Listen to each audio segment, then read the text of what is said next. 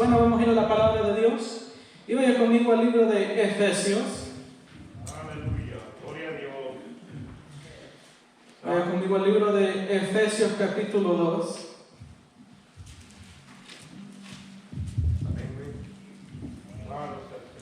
Efesios capítulo 2, y cuando llegue al capítulo 2 me lo puede confirmar que ya llegó con un amén. Aleluya. Gloria a Dios. Y cuando llegue el capítulo 2, vaya conmigo al versículo 11. Voy a estar leyendo del versículo 11 hasta el 13. Gloria a Dios. El libro de Efesios capítulo 2, versículo 11 en adelante. Aleluya. Y si todo lo tenemos, lo leemos tal y como está escrito, honrando al Padre, al Hijo y a su bendito Espíritu Santo.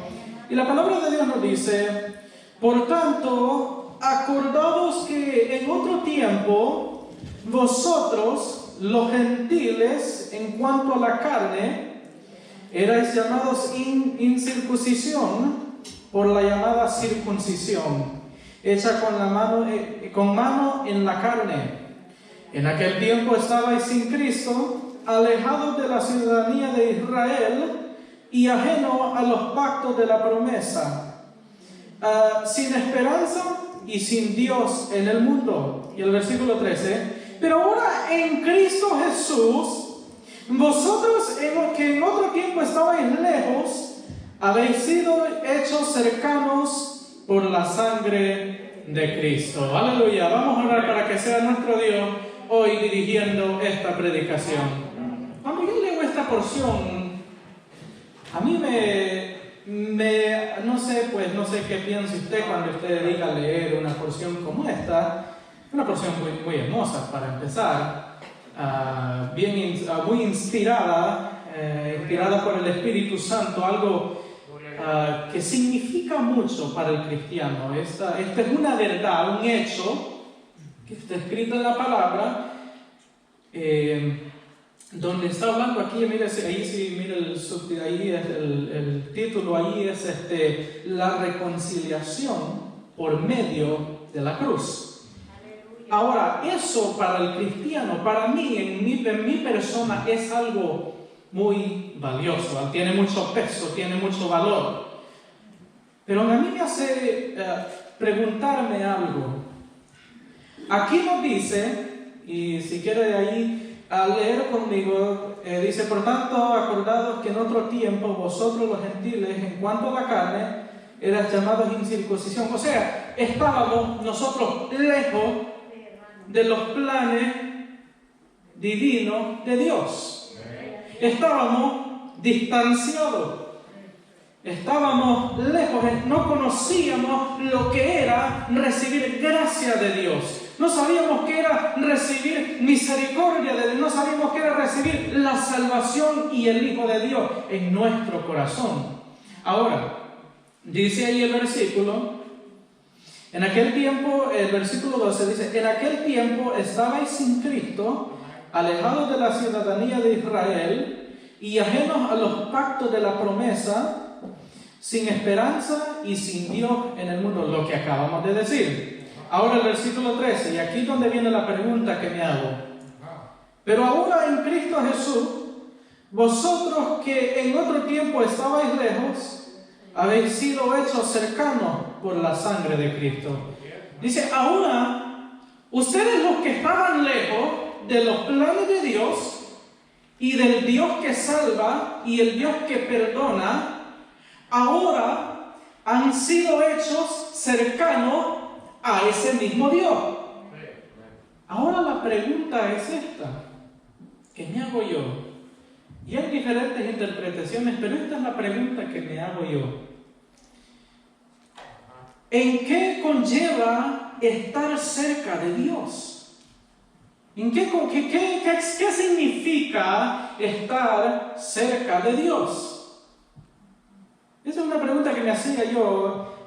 No sé, pero yo he recibido al Señor como mi Salvador y he sido lavado por la sangre de Cristo. Yo no sé si usted, pero yo recibo al Señor como mi Señor y mi Salvador. Pero ¿qué significa eso? ¿Qué significa? Es la esencia. Ahí es donde lo voy llevando un poco al tema que quiero hablar hoy. ¿Cuál es la esencia de un cristiano? ¿Y qué es esencia? Esencia es los atributos, las características de alguien. Entonces, un atleta, ¿qué son las características? ¿Qué es la esencia de un atleta? Tiene que practicar, tiene que correr para mantener su peso regulado, tiene que tener una buena dieta. Esa es la esencia de ser un atleta. Ahora, ¿qué es la esencia de un cristiano? ¿Qué es la esencia de un seguidor de Cristo? ¿Cuáles son los atributos de alguien que sigue al Señor y da testimonio de ser de Cristo? Eso es lo que vamos a responder hoy. Y ahora, la otra pregunta o la otra cuestión que le quiero hablar hoy es la necesidad de cuidar esa esencia. Entonces queremos responder a dos preguntas. ¿Cuál es la esencia de ser un cristiano? Y número 2, ¿cómo la vamos a cuidar? ¿O qué significa cuidar? Y si no cuidamos, ¿cómo podemos recuperar esa esencia? Vamos a entrar en el primer punto. Entonces, la pregunta es, ¿de qué se compone? Eso vamos a responder la primera pregunta. ¿De qué se compone? ¿Qué significa ser cristiano? De acuerdo a la sana doctrina, de acuerdo a la palabra de Dios. Bueno, para empezar, todo cristiano que ha venido a los pies del Señor y ha tenido un arrepentimiento de verdad, conoce y valora la historia inolvidable que se encuentra en la vida, donde el protagonista de esa historia se llama Jesús. Todo aquel que ha recibido y ha venido a los pies del Señor Jesús, cada día vive de acuerdo al ejemplo y a los pasos de aquel que es el protagonista de esa historia y se llama Jesús. Aquel que es cristiano modela su vida detrás de los pasos de aquel que se llama Cristo Jesús. El cristiano aprende de las lecciones que habló Cristo Jesús. Dice el Señor en una ocasión, aprended de mí que yo soy manso y humilde. Y en otra ocasión dice, aprended de mí, dice el apóstol, haced como yo, porque yo soy imitador de Cristo también. Sed imitadores de mí, porque yo soy imitador de Cristo. Entonces, aquel que es cristiano, la esencia de esa persona es alguien que en su corazón cada día se narra la historia de aquel varón que murió en la cruz del Calvario. Esa es la razón por qué estamos aquí. Esa es la razón por qué nosotros estamos en los caminos del Señor, porque hubo un día hubo un varón que murió crucificado en la cruz del Calvario. Estamos aquí porque un día en la tierra de Palestina nació un varón que un día iba a ser nuestro Salvador. Esa es la historia que compone la esencia de un cristiano. A un cristiano sin Cristo no es cristiano. Por eso se le dice cristiano. Entonces un cristiano sin la historia en su corazón no puede empezar a ser llamado cristiano porque no ha conocido quién es, a quién está siguiendo. Otro atributo que compone a la esencia de ser cristiano es la potestad de ser llamados hijos de Dios. Es la potestad de ser llamados hijos de Dios. Nosotros, dice la Biblia, que fuimos escogidos antes de la fundación del mundo y fuimos predestinados para nosotros conocer al Hijo de Dios y reconocerlo como nuestro Salvador en nuestro corazón. Un día hubo un decreto divino de que nosotros viniéramos a los pies de Cristo. Fuimos predestinados antes de la fundación del mundo. Y eso es algo que nos caracteriza a nosotros los cristianos, de que tenemos la potestad. ¿Y qué significa tener la potestad de ser llamados hijos de Dios? Que ya no estamos en las tinieblas, que ya no estamos esclavos del pecado, que ya el infierno no tiene sus manos en nosotros, no nos tiene encadenados. Cristo ya rompió esas cadenas. ¿Por qué? Porque eso es lo que se llama tener potestad en los cielos y en la tierra. Esa es la potestad que tenemos nosotros, que somos llamados ¿de quién, hijos? De Dios. Eso es lo que caracteriza a un cristiano. Esa es la esencia de un cristiano. Pero a veces andamos un poco confundidos, andamos un poco faltos de fe, andamos un poco faltos de ánimo, andamos un poco faltos de confianza en Dios. Pero sabe una cosa, usted tiene la potestad de ser llamado hijo de Dios. No hay que confundirse, no hay que claudicar, no hay que nosotros dudar de las promesas de Dios. ¿Por qué? Porque yo tengo la potestad de ser llamado hijo de Dios. Usted tiene la potestad de ser llamado hijos e hijas de Dios, del Dios viviente. Entonces, en estos tiempos de calamidad, se está mirando de todo, se está dando de todo, tristezas, sinsabores, cosas, sorpresas que se están dando, y quién sabe qué más falta. Pero nosotros, encima de todo eso, tenemos la potestad de ser llamados hijos de Dios. Tenemos la potestad de ser libres en el Señor. Entonces, esa es la esencia, la característica de un cristiano. Son los atributos, cómo se pueden identificar a un cristiano. Y dice la palabra de Dios en Apocalipsis capítulo 1 versículo 6, que Dios nos ha hecho reyes y sacerdotes. Nos ha hecho reyes y sacerdotes. ¿Y qué ocurría en la Biblia? Si usted va al Antiguo Testamento, en la ocasión donde Saúl, el Espíritu de Dios se había apartado de Saúl, ¿qué ocurrió? Dice que vino el Espíritu de Dios sobre Samuel, y dice que le dijo a Samuel: vete a la casa de Isaí, porque a uno de sus hijos tú lo ungirás como rey. Entonces pasó, miró a todos los hijos, y hasta que por fin llegó a David, y le dijo: a ese ungirás como rey. Y dice que lo ungió, y desde ese punto dice que el Espíritu de Dios iba con David. Ahora, si la palabra de Dios nos dice que Dios nos ha hecho reyes y sacerdotes, eso quiere decir que desde el momento que nosotros fuimos sellados con el Espíritu Santo de Dios, recibimos la unción de parte de Dios. Ahora, usted dirá: ¿y cuál es? Y yo no miro la unción, no la siento de todo el tiempo. No la puedo palpitar, no sé qué es eso.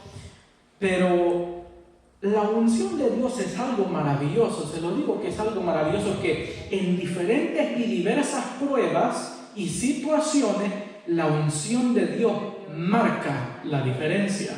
Marca la diferencia. Miremos los efectos de alguien que tiene la unción de Dios. Ahí mismo le acabo de decir que la palabra de Dios dice que desde ese día el Espíritu de Dios iba sobre David. Y dice que un día un espíritu malo de parte de Dios, dice que venía y atormentaba a Saúl. Iba y atormentaba a Saúl, y dice que vinieron sus siervos y le dijeron que buscaran a alguien que tocara el arpa para que el espíritu se fuera y Saúl sintiera alivio. Y luego buscaron y encontraron a David. Y acuérdense lo que dice la palabra de Dios. David ya estaba ungido como rey, ya era siervo del Dios alto, y tenía al Espíritu de Dios con él.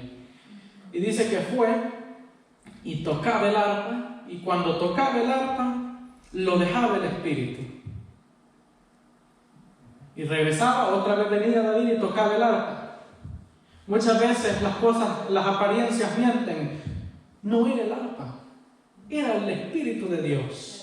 Era la gracia, era la unción de Dios que marcaba la diferencia. Eso es lo que hace el que está ungido por el Dios viviente. Eso es lo que hace la unción, marca la diferencia en la vida del cristiano. ¿Por qué cree que dice el canto? Una unción que me hace cantar, aunque tenga 1000 problemas, pero yo levanto mis manos. Eso es lo que hace la unción de Dios. Cuando tú te sientes destrozado y parece que todo acabó, pero la unción de Dios hace que rompa las cadenas, hace que cambie la situación y hace que tu vida esté en rocas más altas que tú. Eso es lo que hace la unción de Dios. Eso es lo que hace la esencia de ser cristiano.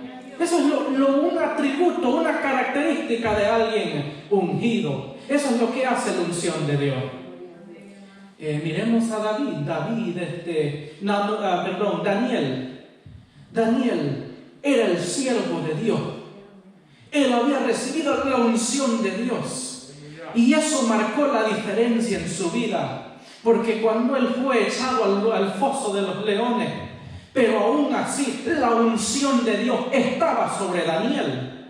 Y eso es lo que marcó la diferencia entre alguien que no tenía la unción de Dios y alguien que sí tenía la unción de Dios. Eso dice que él estaba recostado con los leones. No lo tocaron, no lo rasguñaron, ni quizás respiraron encima de él con intención de comérselo. ¿Por qué? Porque esa es la esencia de ser hijo de Dios. Esa es la esencia de ser siervo de un Dios no muerto, ser un Dios vivo. No ser servidor de un Dios muerto, pero de un Dios que mueve las montañas, que cierra la boca de los leones. Eso es lo que caracteriza a un cristiano. Y quizás hoy en día no estamos mirando que Dios cierra la boca de los leones, pero se mueve en fuerza en contra de la iglesia, se mueve en fuerza en contra del cristiano, y usted quizás no la ve, pero hay una promesa para el ungido de Dios, que ninguna arma forjada en contra de ti prosperará. Y esa es la esencia de ser un cristiano, que a pesar de que haya lenguas que se desatan contra ti, contra maldad, y vienen dardos contra ti, pero la unción de Dios te protege, te levanta, te da fuerza y te ayuda a vencer, porque esa es la esencia de ser cristiano y hijo de Dios. Aleluya. Pero yo le doy gracias a Dios por esa unción, porque aunque yo no lo merezca, pero esa unción a mí me da la fuerza para decir: Satanás, sujétate, porque en mi vida está la unción de Dios, está el poder de Dios, está la gracia de Dios, y el que está dentro de mí es más grande que el que está en contra de mí. Y yo le doy gracias porque esa unción me ayuda a vencer, me ayuda a sobrepasar y me ayuda a derrotar los gigantes que se presentan delante de mí. Esa es la unción y esencia de ser cristiano. ¡Aleluya! Alabanzas al Cordero de Dios. Eso me lleva a mi siguiente punto, y no me quiero tardar mucho. O a mi siguiente atributo, quiero decir. Si la unción causa esas cosas, puedo con seguridad decir también que un atributo de ser cristiano es tener victoria y tener libertad. Ahora, hay gente que toma eso y le da vuelta y dice: ay, hermanos, es que siempre estamos en victoria, es que siempre estamos alegres, siempre estamos contentos. No quiere decir eso, pero sí quiere decir que pase lo que pase, pierdas una batalla, pero la guerra tú la vas a ganar. Pase lo que pase, al fin del día, Dios, tú puedes estar confiado en Él. Le puse el ejemplo de que cuando David tocaba el arpa, el espíritu se apartaba de Saúl. ¿No cree que eso le da como una victoria? Porque dice que después dice Saúl que le mandó a decir a Isaí que le rogaba que le dejara el hijo porque había hallado gracia delante de él. Uno a veces no haya gracia con la gente. Hay gente que no lo puede ver a uno. Pero la gracia de Dios, la característica de un cristiano es que, aunque muchos no lo quieren y muchos le cierran la puerta, pero Dios va a usar a alguien para abrir puertas. Y yo lo puedo decir de experiencia, hay muchas puertas que la gente quizás ha querido cerrar, no es por jactancia, pero yo lo digo porque yo soy necesitado de Dios. Y sabe Dios que soy necesitado de Él, y Dios me abre puertas. Y yo creo que a cierto punto en su vida Dios le ha abierto puertas que en su cara le cerraron, pero es que el cristiano no depende del hombre, si no lo llamáramos, no sé, seguidores de hombre, pero no somos llamados seguidores de hombre, somos llamados seguidores de Dios. Y si somos seguidores de Dios, aunque se cierren 1000 puertas, pero Dios va a abrir puertas que no podamos contar, va a abrir puertas que van a llevarnos a cosas más grandes. Y eso es lo que define a un cristiano, no define a alguien que lleva la vida fácil, que lleva la vida floja, no, es alguien que busca a Dios, pero Dios le bendice con bendición, que no añade tristeza. Aleluya. Le damos gracias a Dios por ello. Entonces, ahora me voy a otro atributo. Si un cristiano se caracteriza por victoria y por libertad, hay otras cosas dentro del cristiano que le dan la victoria y le dan libertad. Y ese otro atributo es alguien que se dice ser cristiano, tiene la sangre de Cristo en su vida. Usted me lo ha escuchado, pero yo no me canso de decirlo, no es porque no hay otra cosa que decir. Usted me lo escucha, pero no es porque no tengo otra cosa. Para decir otras cosas yo puedo inventarme cualquier cosa, pero es que yo no estoy para inventar. Yo estoy para predicar la verdad que se encuentra en esta palabra. Eso es lo que estoy yo dispuesto a hacer, no a predicar locuras, que para eso pues allá afuera se puede ir a escuchar locuras. Pero lo que yo voy, usted me lo ha escuchado antes, una cosa que al cristiano le da victoria y le da libertad y identifica al cristiano como verdadero cristiano es la sangre de Cristo. Y yo siempre, cada vez que escucho acerca de la sangre de Cristo, yo solo me acuerdo de los primogénitos de Egipto, que andaba el ángel de la muerte, que eso era caos. Por casa iba, pero cuando se encontró, y mire que yo le digo que cada vez eso me ministra a mí, porque cuando yo escucho de la sangre de Cristo, eso me ministra, le digo, porque cuando llegaba a las casas, miraba los postes de las casas y miraba que estaba rociada con la sangre del cordero que había sido inmolado, dice que no entraba allí. Mire qué hermoso es eso, que no entraba allí. Y qué hermoso que en nuestra vida nosotros no tenemos un cordero de esos que se puede ahí afuera hallar. No, tenemos al Cordero Divino, al Hijo de Dios. Hoy yo le doy gracias, le digo, porque eso a mí me caracteriza y me da victoria y me da libertad. Que aunque esté el enemigo allí queriendo acechar contra mí, pero yo tengo la sangre de Cristo en mi vida. Yo declaro el poder y la protección de la sangre de Cristo en mi vida. Y lo digo, lo vuelvo a decir y lo recalco de acuerdo a la palabra de Dios. Donde está la sangre del Cordero de Dios, de ahí pasa de lejos todo espíritu maligno, pasa de lejos todo demonio, pasa de lejos toda enfermedad. Ese es el poder de la sangre de Cristo. Esa es la esencia de ser cristiano. Ese es el atributo que define a un cristiano verdadero. Oh, yo le doy gracias a Dios porque no somos seguidores de los dioses muertos. No sé si se ha dado cuenta, pero estos atributos no se encuentran en los seguidores de los dioses paganos. Dice que los filisteos adoraban al dios Dagón. Y dice que cuando lo pusieron a la par del arca del pacto, dice que el siguiente día estaba volcado. Lo volvían a poner y estaba volcado otra vez.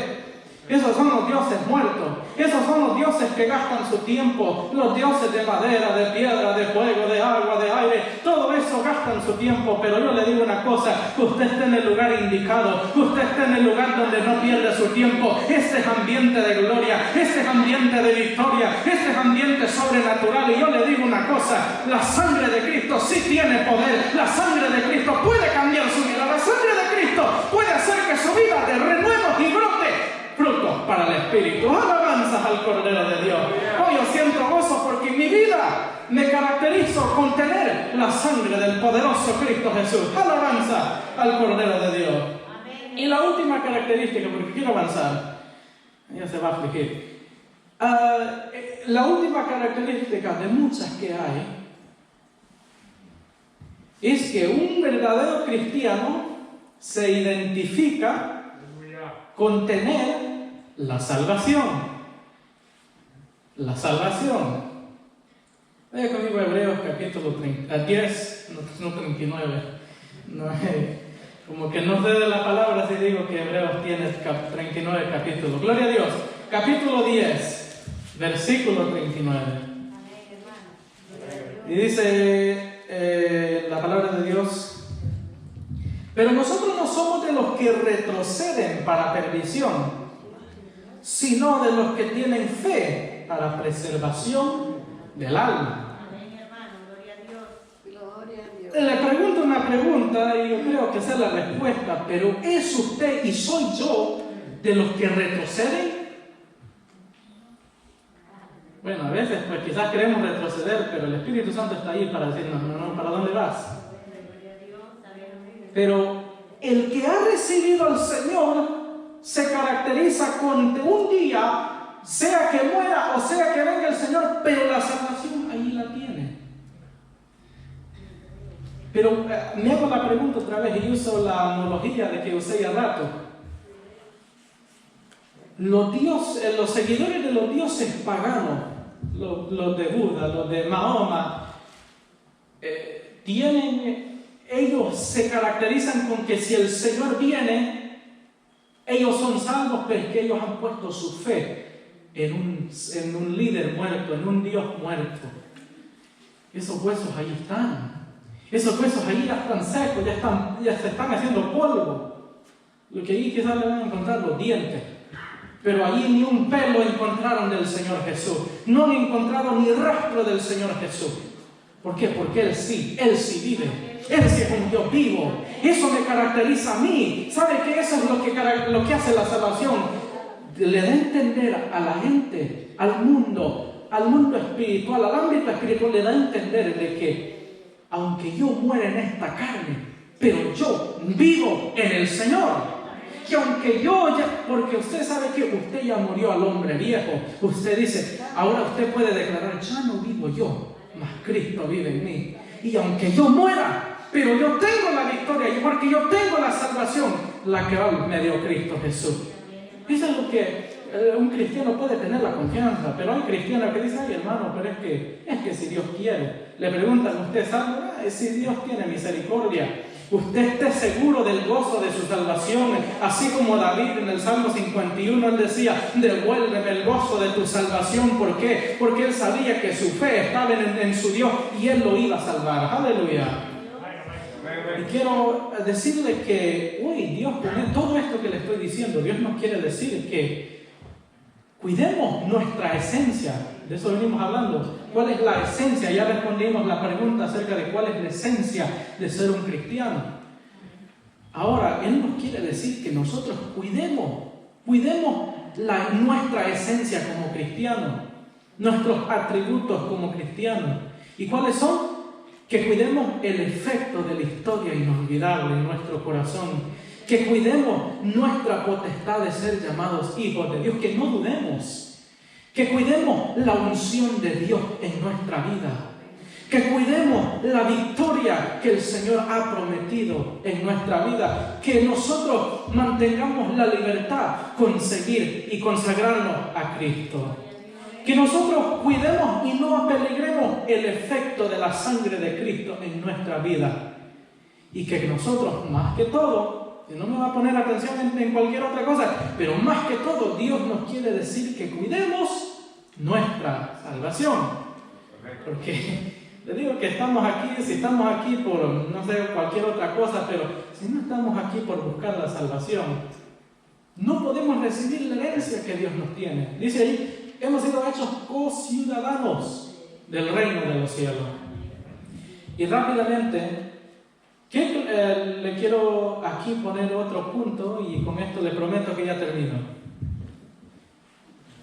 ¿Qué clase de consejo nos daría alguien que sí perdió su esencia como hijo de Dios?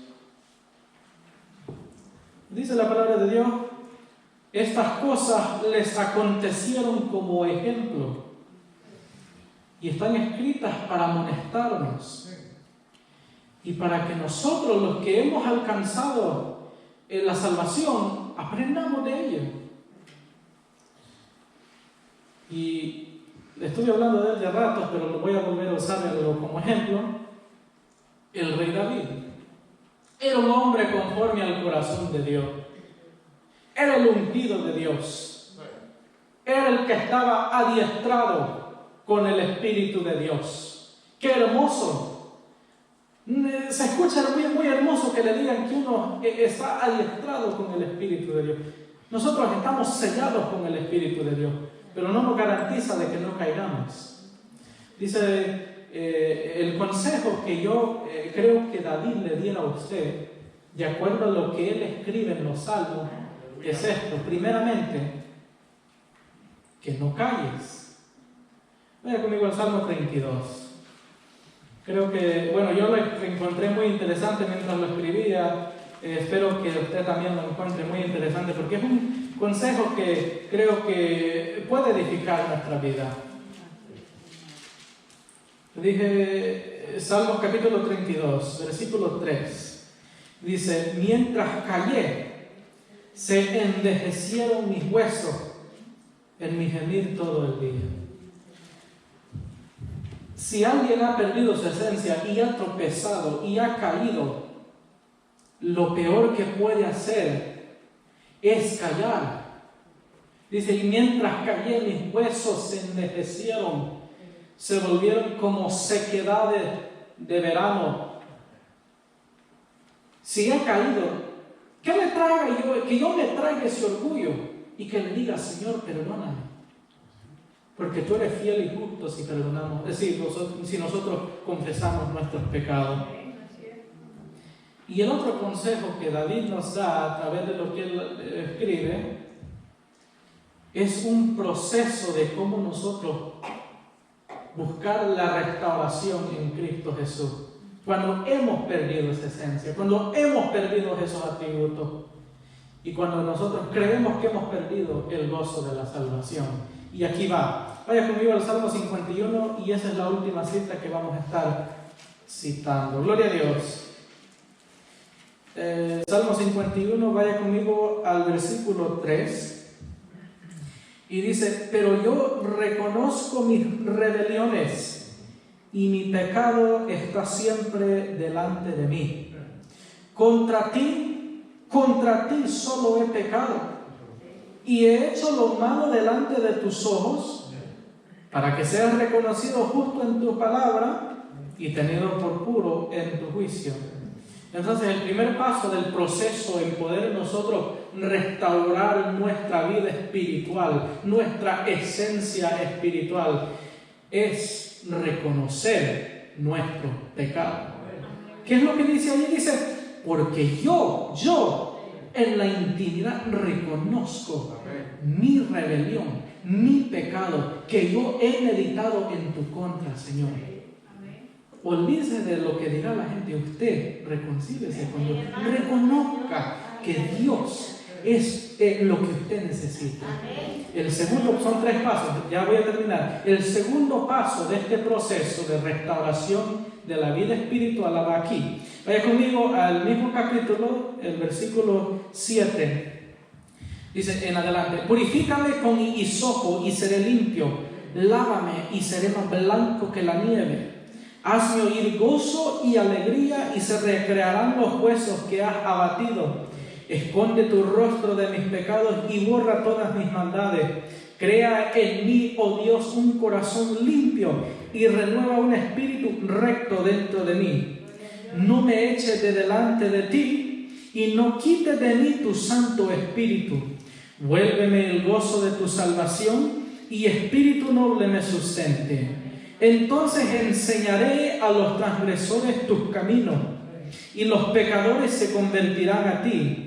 Líbrame de homicidios, oh Dios, Dios de mi salvación. Cantará mi lengua tu justicia. Señor, abre mis labios y publicará mi boca tu alabanza. Gloria a Dios. Bueno, hasta ahí vamos a leer porque dije 17, pero es hasta el 15. Estaba leyendo otra cosa. Pero ahora, ¿por qué leí todo eso? Porque en cada versículo se encuentra algo muy interesante que hace David. Les dije que el primer paso es reconocer nuestro error. Ahora, ya que reconoció su error, el siguiente paso es arrepentirse. Y ahora el significado de arrepentirse es sentir en nuestro corazón algo una desesperación por estar bien con Dios, pero a la misma vez no solo sentirlo, sino hacerlo, hacer esos cambios, procurar y proponer en nuestro corazón cambiar para mejorar. Y eso es lo que hace, y póngale atención, dice, crea en mí, qué hermoso, crea en mí, oh Dios, un corazón limpio y renueva un espíritu recto dentro de mí. Y el versículo 12 dice, vuélveme el gozo de tu salvación y espíritu noble me sustente. Mire qué hermoso cuando alguien se arrepiente y procura en su corazón cambiar para Cristo. Eso es lo más hermoso que hay. Eso es el segundo paso para poder restaurar su vida espiritual, para recobrar la esencia de ser cristiano. Y el último paso, vaya conmigo al versículo 17, y es el último versículo, dice, los sacrificios de Dios son el espíritu quebrantado, al corazón contrito y humillado no desprecias tú, oh Dios. Ahora, ya que reconocimos nuestros errores y que nos arrepentimos de todo corazón, el tercer y último paso para nosotros poder restaurar nuestra vida y caminar con Cristo es que nosotros seamos humildes y consagrados a las cosas de Dios.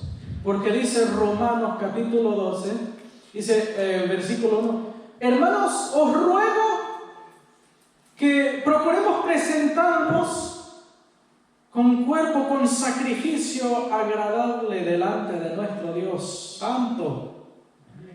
Eso es consagrarse uno. Eso es ser humilde. Es lo que dice el Señor. Aprended de mí que soy manso y humilde. ¿Por qué? Porque al humilde Dios lo mira de cerca y al consagrado Dios lo guarda en su mano poderosa. ¿Y por qué le digo que hay que ser humilde y hay que ser consagrado a Dios? Porque dice que al corazón contrito y humillado tú no lo desprecias, oh Dios. Dios no va a despreciar y no te va a desechar si tú estás consagrando tu vida y tú estás siendo humilde. Esos son el consejo que da David. ¿Qué clase de consejo daría alguien que ya perdió su esencia pero la recuperó? Es esas escrituras, esos salmos que escribió David. Claro que hay muchos más, pero la importancia de reconocer cuál es la esencia de ser cristiano es muy importante. Porque ahora se encuentra mucho oro falso, pero el fuego lo va a probar. Al cristiano Dios lo va a probar. Y la esencia verdadera tiene que estar presente si uno de verdad quiere ser cristiano e hijo de Dios. Y como le estaba diciendo al último ahí, si estamos en tempestad y estamos tambaleando, hay que reconocer, hay que arrepentirse y hay que consagrarse y ser humilde, de mucho y de todo corazón. Estas han sido mis palabras, esperando que no sean gravosas, que no sean mal recibidas y que Dios pueda de cada día impartir de su bendición y de su gozo divino. Gloria a Dios. Estas han sido mis palabras. Que el Señor les bendiga, hermanos.